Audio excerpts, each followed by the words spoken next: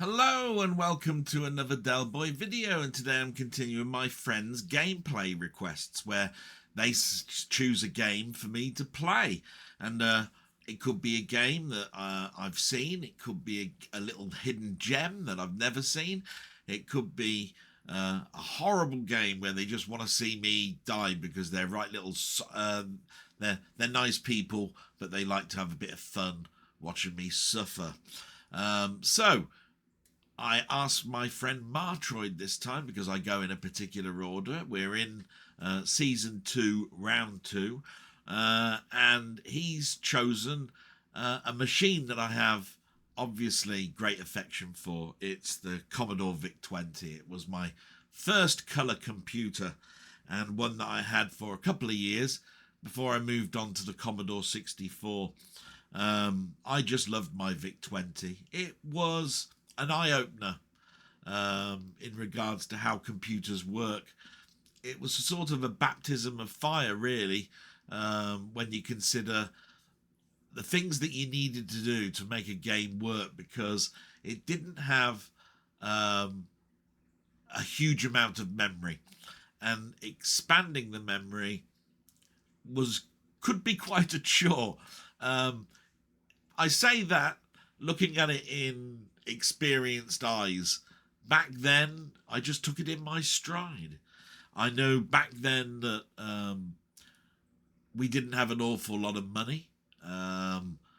It took an absolute age before my family could afford a tape deck, let alone disk drives. But I typed in games for a huge amount of time, it seems, in my brain, but actually it was only for about 4 or 5 months.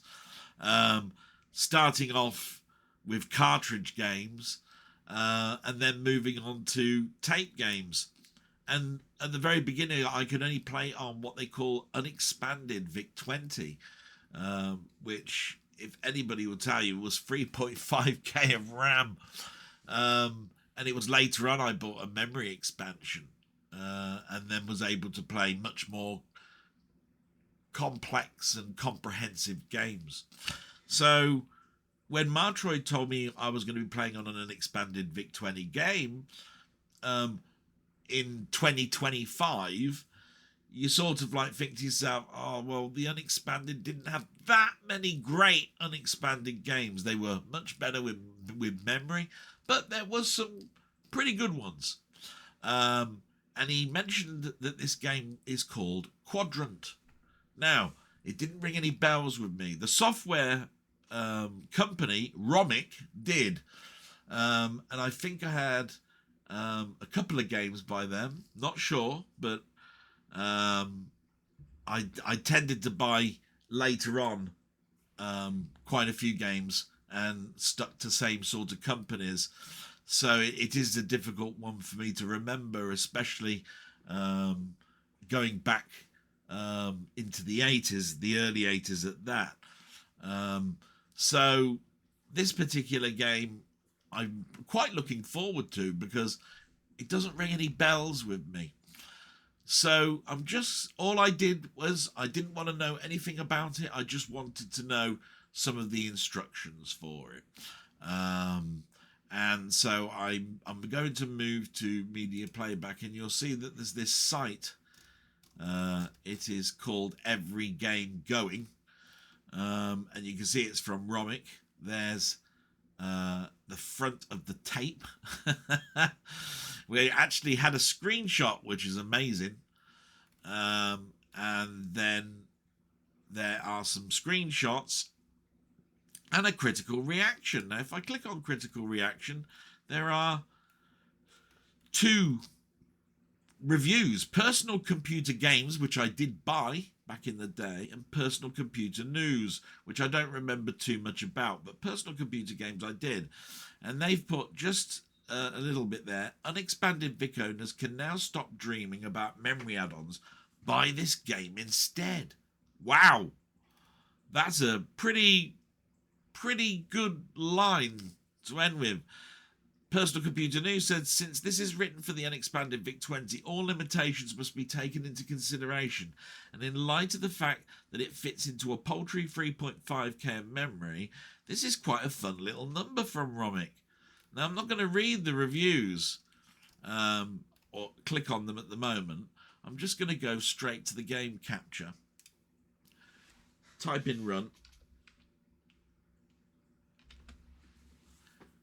And there we are. I've loaded it up. It's a 1983 game. It was reviewed in 1984, so it's basically coded the year before. It says press shift. Earth Station Sinlac has been used by the corporation for the valuable reserves of baryox since it was discovered in 1995. Oh wow, we've gone past that point. Recently, a band of Arcturian macrobats started using the planet's surface as a testing ground for their new secret weapon, the Arcturian track bomb. To ensure the safety of the station, Earth is sending a task force to tackle these aliens. The planet is split into 4 quadrants, each patrolled by a brave volunteer who must use his wits to survive. The northern quadrant is protected by Boris, the galactic hero. Boris, the galactic hero, my God. And it is he who must guide over the rough terrain, jumping the craters, avoiding the track bombs, and destroying the elusive aliens. This sounds like Moonbuggy. He is paid $50 for each alien zap. How do they know he's zap? Okay, alien zap. This is increased by $10 on each level. So A is slow, D is fast. Oh, didn't read that. Okay, it looks like it's loading in. This looks like uncompacting to me. And I'd like to have read the rest. And there we are. Right, okay. Straight into the game. Let's give this a go, shall we? Oh, there I am at the bottom. Oh, okay. So up is jump, and it jumps the craters. Fire destroys the creatures, and I can move back and forth. Oh, wow. Oh! Right, there's a lot going on the screen. I was taken aback then by the scrolling that's going on in the background. Noticing they're going at different speeds, giving a parallel effect on a Vic-20 in 1983. Wow. I've noticed as well that there's a pseudo 3D effect on the aliens. I wonder what the later aliens look like. You probably won't find out from me. He's very athletic, this Boris. Oh God.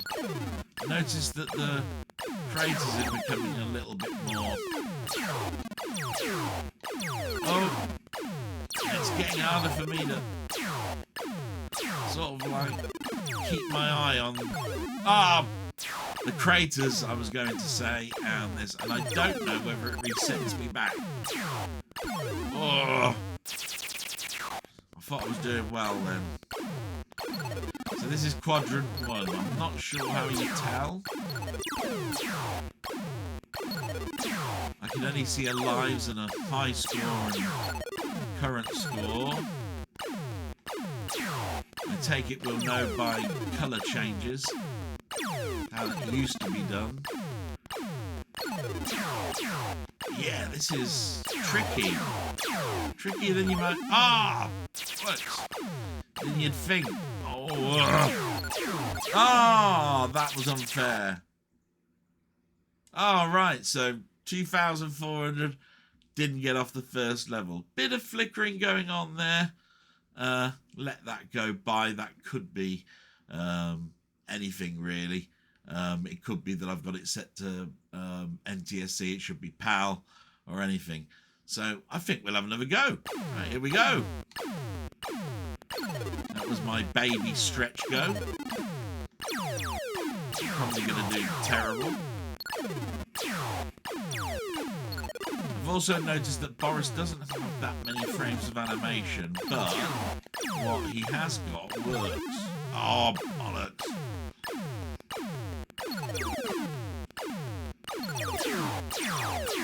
So I thought it might be Moon Buggy. And it's definitely not that, but it's got similarities. Oh. It's an interesting concept to have a little bloke firing. Oh, doing terrible now. No!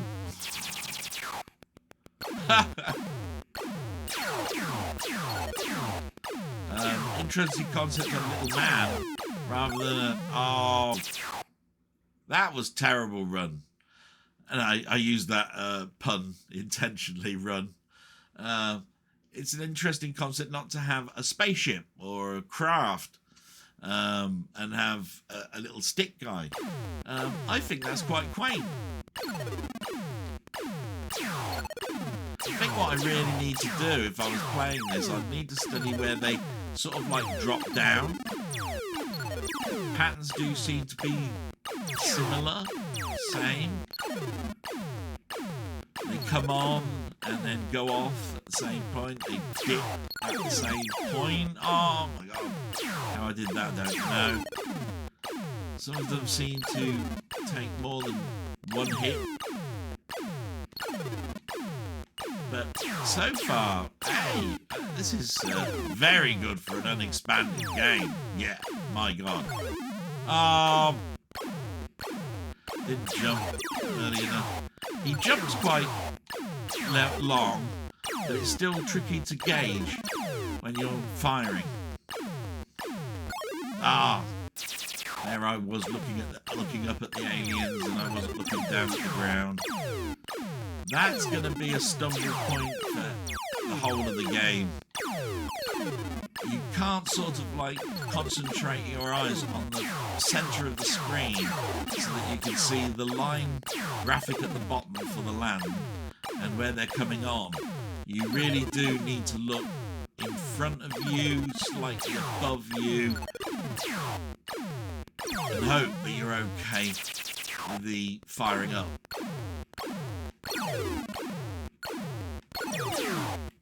Firing's okay, it's firing at a good pace. Oh, damn. Seem to be mediocre at this at the moment.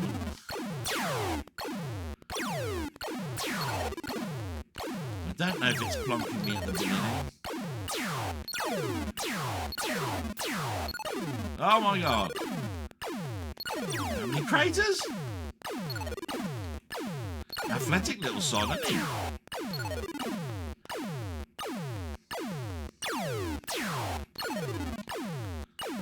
Anybody know if I'm Quadrant 2 yet?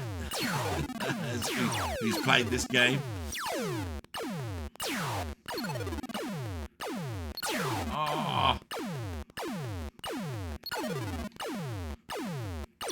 They seem to be... Oh! I was just about to say I need to probably go over to the right. Less than my first go. Let's have another go, shall we?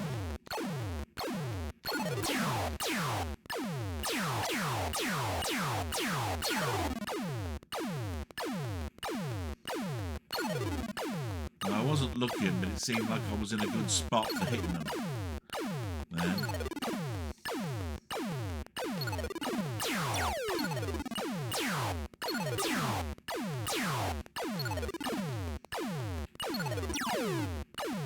Now they're settling over to the right-hand side.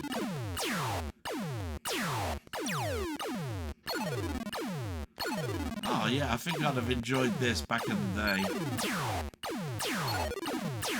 1983 would have been the time that I was transitioning from the Vic-20 to the Commodore 64.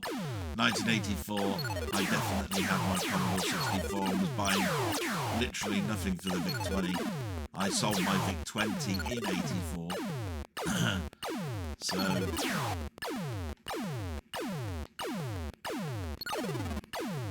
this is one that is on the borderline of me, whether I had it or not. Do remember it. Thinking back now, seeing it, you know, rather than the name Quadrant. Ah!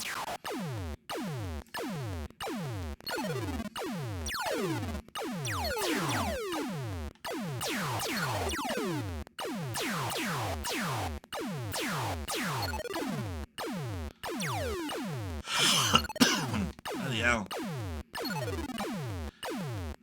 It certainly keeps you going. Bloody hell. Oh.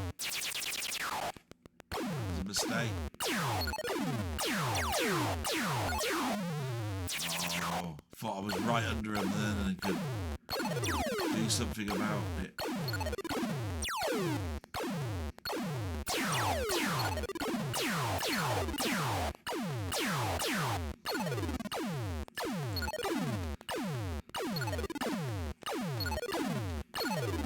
Oh, hell.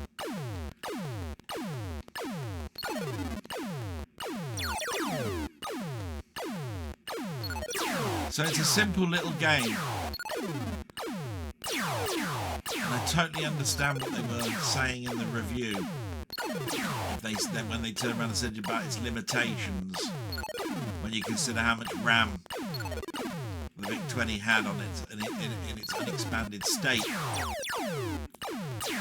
But you have to understand that that doesn't really, is not an excuse. You know, a game's got to be fun. You know, it's got to have some element to it that you go for. This one's a high scoring, obviously, game. And it does have an end, apparently. It's got 4 quadrants. So it should be viable to be a game, you know. And so far, really liking it, actually. Not seeing much of a difference, though. It seems... Oh, there we are. I think we've reached a new quadrant. So there is a colour change. Don't see much change in the aliens. And there we go. 4,320. Like I say, I tried to keep these little videos down to below 20 minutes, and we're actually at 17 here. So I'm just going to silence this and go back to media playback and just have a little look and see what it said about the review, because I'm intrigued now.